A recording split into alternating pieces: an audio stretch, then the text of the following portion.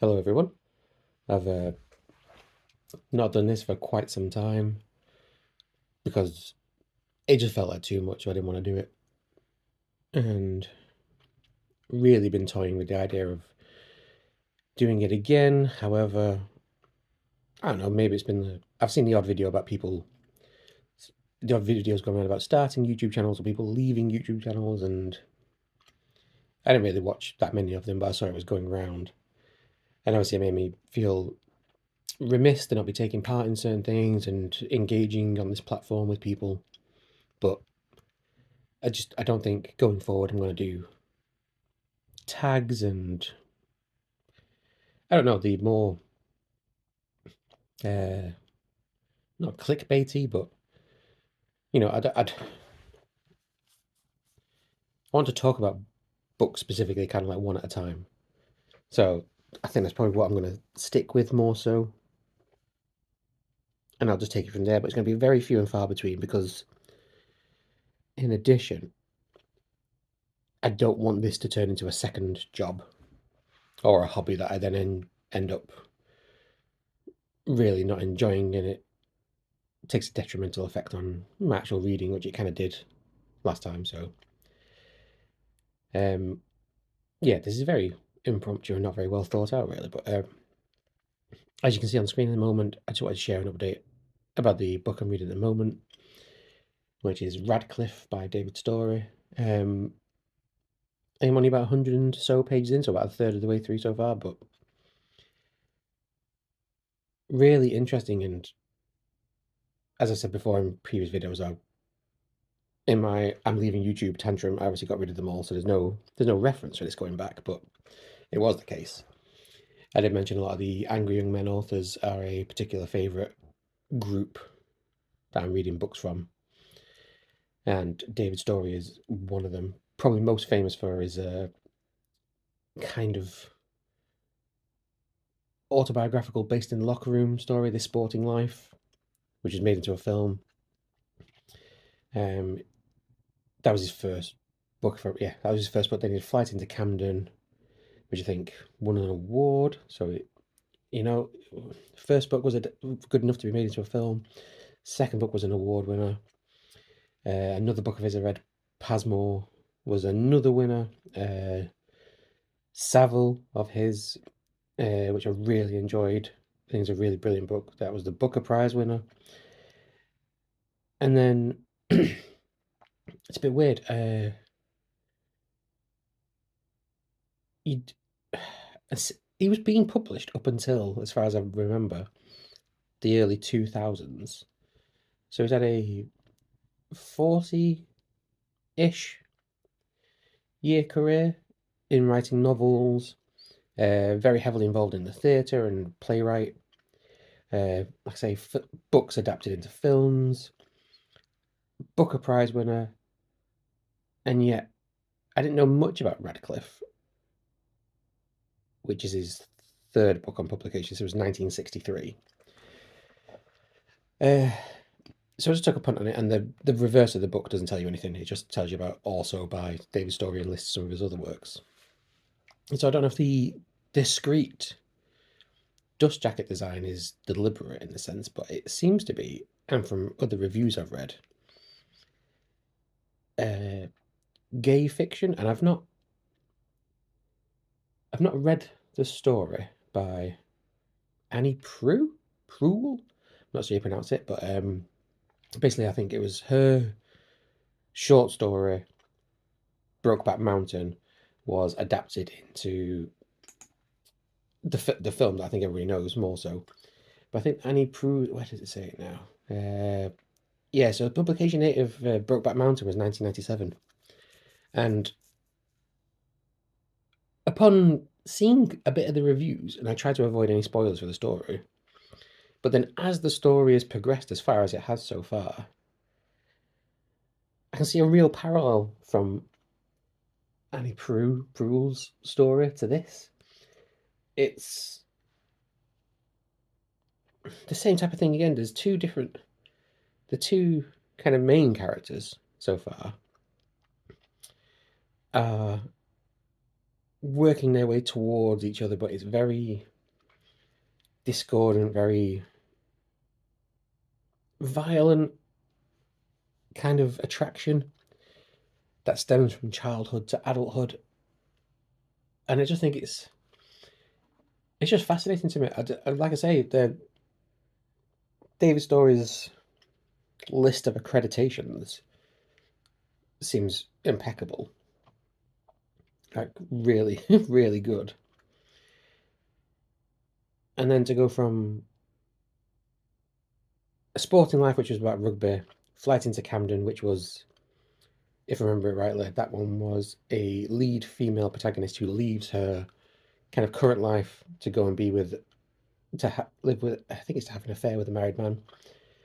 But then this to be from the Angry Young Men movement,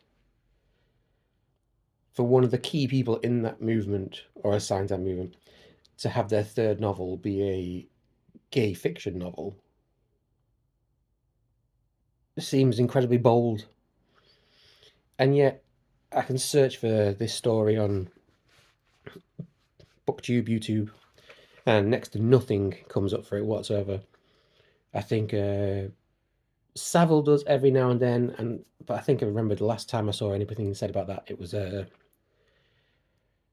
think it was KD Books said something about it. Because I think KD Books and several other people you've probably seen do a lot of the working their way through the Booker Prize nominees or working their way back through previous Booker Prize winners. And obviously this won it. Sorry, Savile won it in '67. So, but yeah, I don't know. So far, it seems it's really well written. I'm really enjoying it. But it seems like a little hidden gem of a writer trying something exploratory and, as far as I can tell, drastically different avenue of story from what's been the usual theme of the Angry Young Men kind of movement, which is kind of a upward social mobility through the central character having a little bit more to them than their contemporaries and the people around them. So rather than just being the average working class person who just wants to stay in that vein, they aspire for more, usually because of their intelligence, seems to be the broad feeling of it, or their emotional intelligence as well. And yeah, this seems to be taking it down that route. And apart from maybe, well, most recently, I would say Shuggy Bane and one or two other things, I'm not that well versed in gay fiction or the portrayal of gay fiction and how it actually comes across. So I don't know if this has been, I would say I don't know if this is being done well or done tastefully. But then I also don't want to try to superimpose a 2020 2025 expectation of what that should look like when it was being applied to somebody 50 years, more than 50 years ago, where it's generationally entirely different. It's, the shadow of World War II is not entirely diminished by that point in the early 60s. So hang on, so if it was in the early 60s and David Storey was written in, David Storey was born in 33. So yeah, so David Storey grew up, had World War II going on around them. I don't know. I think I've seen some speculation where people have said perhaps it's a reference to his own sexuality, though, as far as I'm aware, he had a wife and children. Obviously, that doesn't preclude him from having any type of, you know, different interest. But then I don't know if that's because of the time it's set in, that was more hidden, and this was kind of an outlet to explore that safely, somewhat. Again, I'm not sure, but yeah, I just wanted to share a brief bit of an update on this, and just say so far it could all change. I'm only a third of the way through, but it feels like it's got legs to it and it's worth exploration. To have a greater look at it. Which one? Can I find the details of what I've got? Sorry, just give me 1 second, as this is completely not what I want to be doing right now. Can I find the edition details for this edition? What is this one? Oh, will it show me? It's not going to show me. Highly unprofessional, but I remember this is exactly what I was like beforehand, so there is no difference. Does this remember me at all? It does not remember me at all. No. I can't be bothered. I'll post it in the comments underneath as a part of the detail, so if you wanted to look up this particular edition, which so far is quite nice. I think I got it from World of Books, where you just, for those of you who don't use World of Books, they don't, they make it's kind of like a usual premise that says just because the image we've used is no guarantee that that's the edition you're going to get. And I haven't read it yet, but I remember I bought another David Storey book called Present Times, which was listed as a paperback, but then what actually arrived was a significant improvement in terms of it being a hardback. So I was very glad of that. But yeah, that's it really. I can't really give it a review yet because I've not finished it, but just wanted to say for I've only read 6 or 7 books this year so far, which is way off my usual pace, but I've not been feeling it, and the books I have read I've spent more time with. So I don't know. Yeah, I'm just going to treat my own reading style and the way I want to present that information and interpretation to anybody who's still listening on BookTube. It's changed tonally. I don't want to try and do.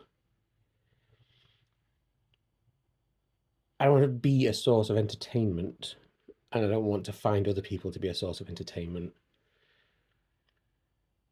because I think that gets too much.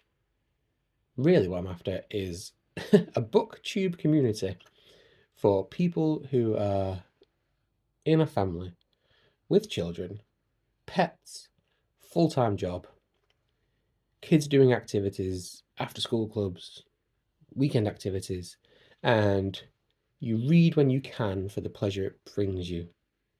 You're not able to read every day. You're not able to read 50 pages every day or 20 pages every day. You just can't. But when you do get round to it, you actually enjoy what you're reading. So that's the group I would put myself in. And I don't see that group anywhere on BookTube. So I don't know if they just don't take part